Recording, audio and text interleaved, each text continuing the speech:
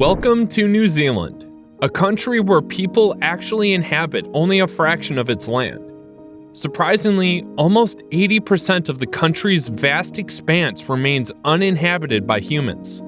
This fact may seem peculiar at first, considering that New Zealand is larger than most people realize and boasts a favorable climate for human habitation. The South Island and North Island of New Zealand rank as the 12th and 14th largest islands globally, respectively. To put their size into perspective, if they were placed over the United States, they would stretch from Florida up to Pennsylvania.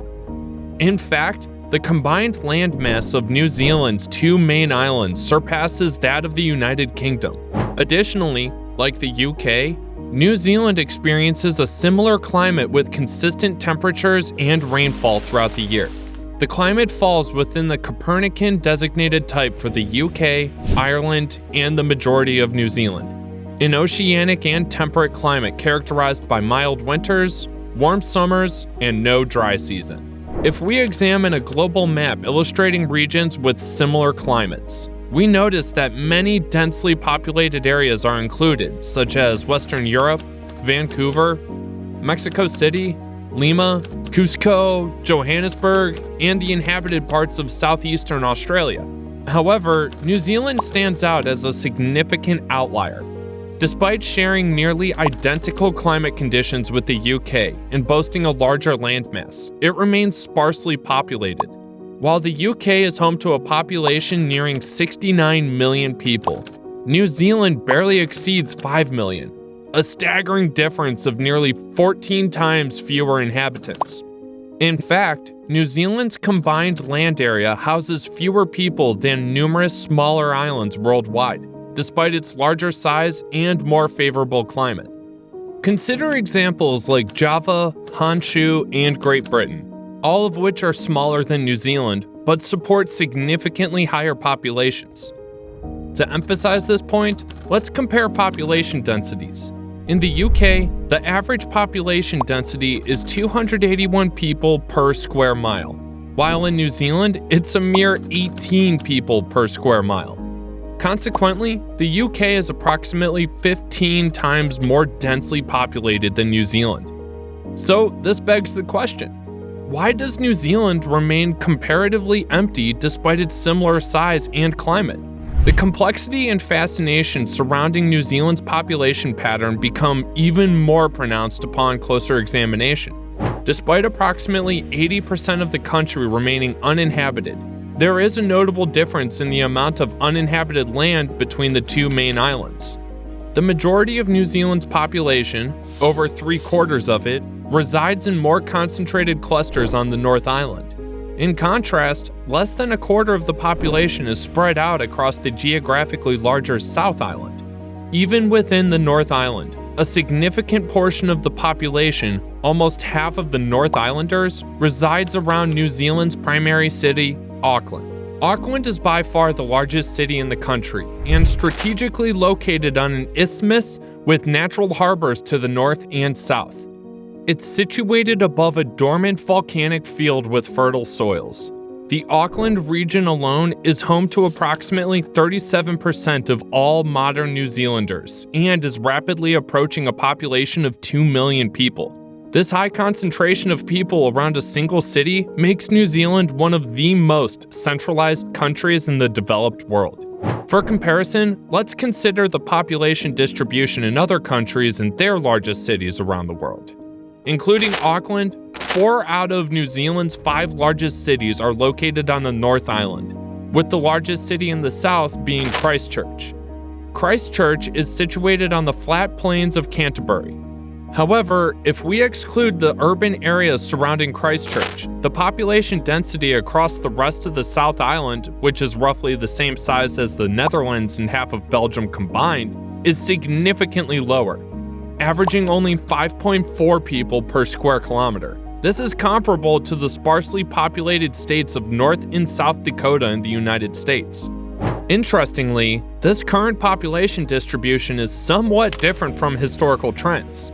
In the 19th and early 20th centuries, it was the South Island that had a higher population than the North Island.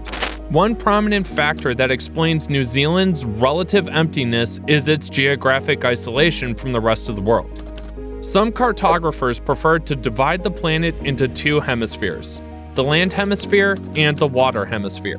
Within the water hemisphere, New Zealand is positioned almost directly at the center. The closest large landmass to New Zealand is Australia, but they are separated by nearly 2,000 kilometers across the open ocean of the Tasman Sea. Apart from that, the surrounding areas consist of scattered islands, Antarctica, or vast stretches of open ocean for thousands of kilometers in every direction. Even today, the airspace and maritime traffic around the South Pacific remains some of the most sparsely populated areas on the globe. It still takes a nearly 4-hour flight to travel between Auckland and Sydney, which is comparable to a flight between London and Athens across the whole of Europe. In fact, for much of Europe, New Zealand is the furthest place they can reach without leaving the planet itself. It's positioned precisely on the opposite side of the world from many parts of modern-day Spain and Portugal. The geographical isolation of New Zealand has played a significant role in shaping its population dynamics. Even in the 21st century, it takes considerable time for people to travel to or from New Zealand. This extreme isolation from the rest of the world has destined New Zealand to be the last large habitable landmass on Earth's surface to be discovered by humans. Throughout history and civilization, it remained an untouched and isolated ecosystem, undisturbed by human presence. It wasn't until the 13th century that a group of Polynesian explorers, likely by chance, stumbled upon New Zealand. This discovery coincided with the era of Genghis Khan and the Mongols' conquest across Eurasia. Over centuries, the initial Polynesian settlers developed their unique culture known as the Maori. They thrived on the islands, untouched by external human influence until the mid-17th century, when a Dutch sailor became the first non-Polynesian to discover and visit them. However, sustained and lasting European contact with the islands didn't truly begin until 1769, when British sailor Captain Cook explored the islands, almost 5 centuries after the Maori first settled there. In comparison to other islands such as Great Britain, Java, and Honshu, New Zealand had significantly less time to develop and expand its population. These islands have been inhabited by humans for tens of thousands of years, as they are located closer to major continental landmasses and were discovered by people millennia before New Zealand. As recently as the 13th century, New Zealand had a population of 0, while medieval islands like Japan and Great Britain already had millions of inhabitants, a number that New Zealand has only reached in the 21st century. Having a larger initial population provides a foundation for future population growth, as more individuals are available for reproduction. The Maori of New Zealand started from scratch just 800 years ago, which, in historical terms, is a relatively short period.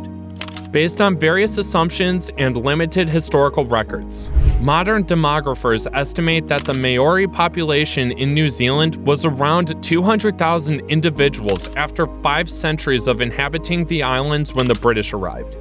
Subsequently, their population experienced a significant decline. Overall, the population history of New Zealand reflects its late discovery and isolation from the rest of the world, as well as the challenges faced by the Maori in establishing and sustaining their communities in a previously uninhabited land. In 1840, the British Empire formally incorporated New Zealand as a colonial possession, leading to a significant influx of immigrants from Britain and Ireland. Several factors contributed to the immigration, including the introduction of European diseases to which the Maori had no immunity, conflicts and violence between the colonizers and the indigenous Maori, and the imposition of a new legal and justice system that was unfamiliar to the Maori. As a result, the Maori population plummeted from approximately 200,000 at the time of contact in 1769 to around 40,000 a century later in 1890. By that point, around 500,000 white European colonists, primarily from Britain and Ireland, had arrived in the islands and largely replaced the indigenous population. During the initial stages of colonization, many European settlers chose to establish themselves on the South Island because the North Island had a larger Maori population, resulting in more colonial conflicts and violence occurring there. Additionally, the discovery of gold on the South Island attracted settlers. However, in the 20th century, the North Island would regain its larger share of the population as it was destined to do so. Today, over 3/4 of the population resides on the North Island. One of the main challenges in building civilization on the South Island is its significant mountainous terrain. Unlike the North Island, the South Island is characterized by its rugged and mountainous landscape. This is because New Zealand lies at the intersection of the Pacific and Australian tectonic plates. Beneath the South Island, the westward moving Pacific plate collides and subducts beneath the northwest moving Australian plate. Over millions of years, the collision has uplifted 20 kilometers of rocks, forming the Southern Alps that stretch along almost the entire length of the South Island.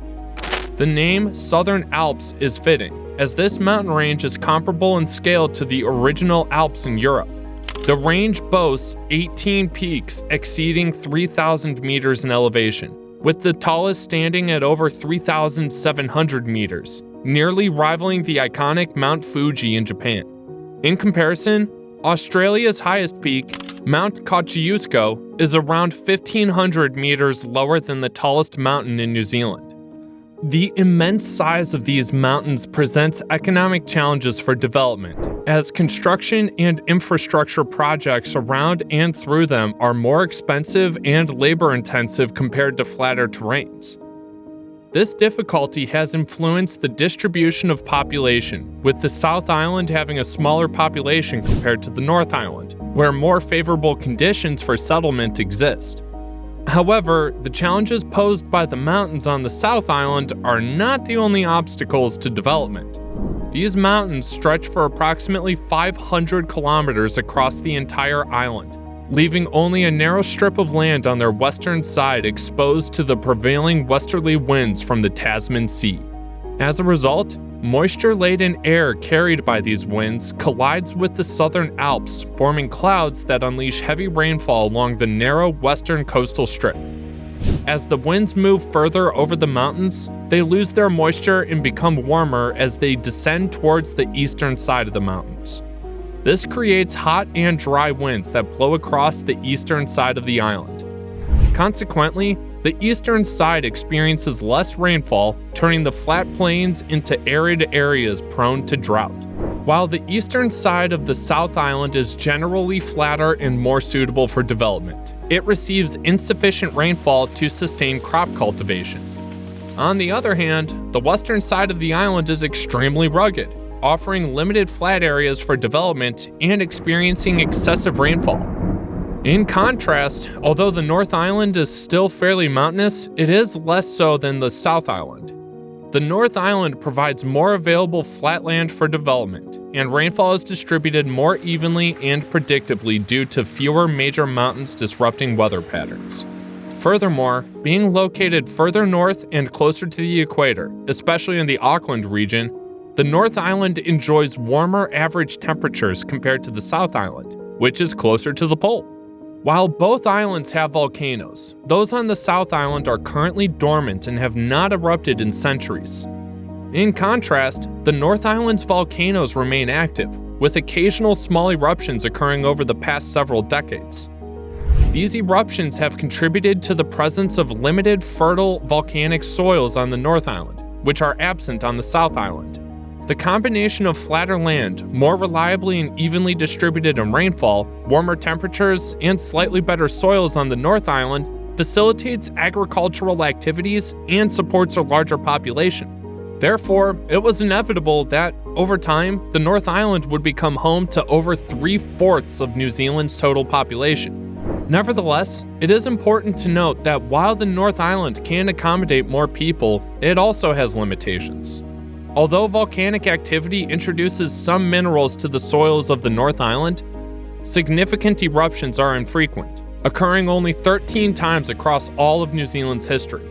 Over the past century, the North Island has experienced only 4 minor eruptions, whereas the South Island has seen none. In comparison, countries like Japan and Indonesia, which have more frequent volcanic activity, benefit from mineral-rich soils deposited by volcanic ash, making agriculture more fertile and productive.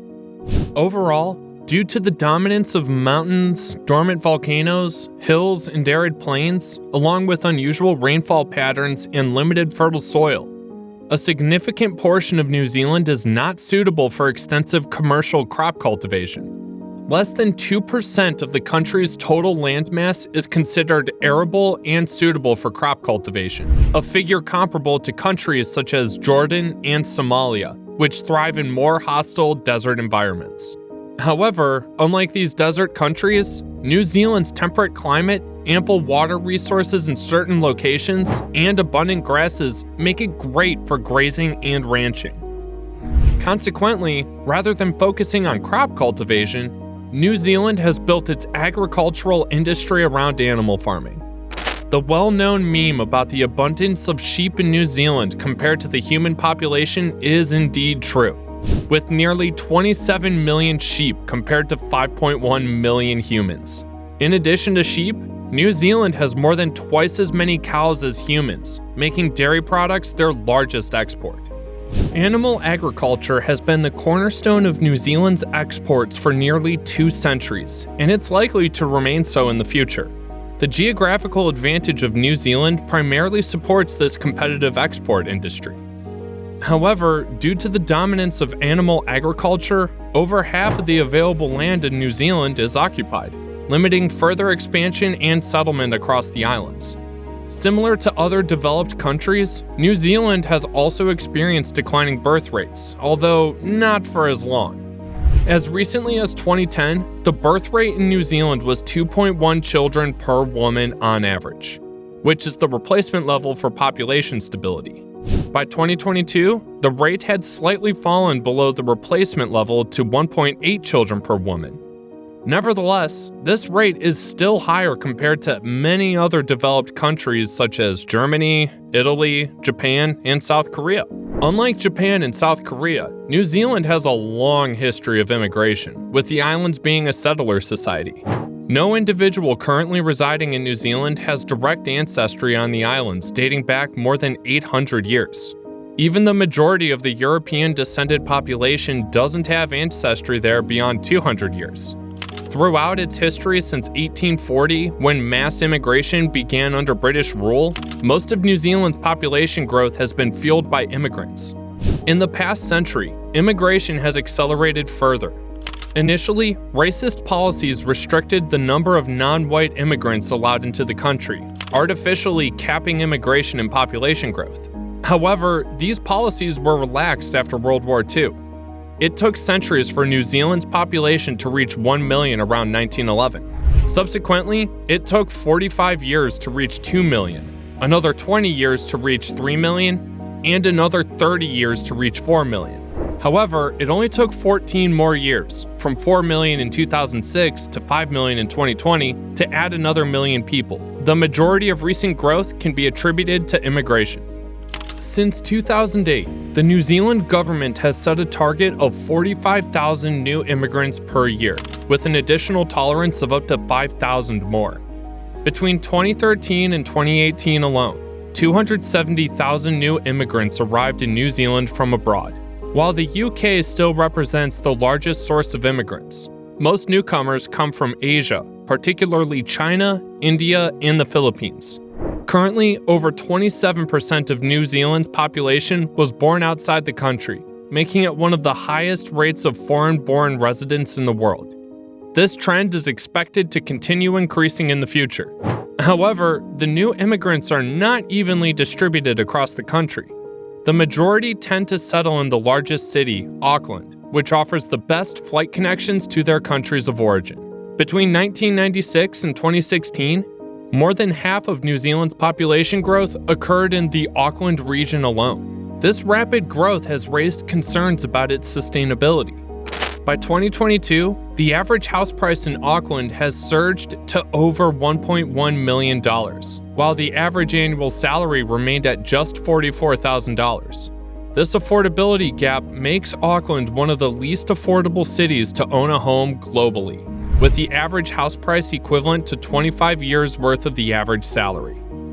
While it is true that most of New Zealand's land remains sparsely populated, many areas are uninhabitable due to the geographical factors mentioned in this video. Moreover, the small parts of the country that are inhabited already face challenges in providing adequate housing for the existing population.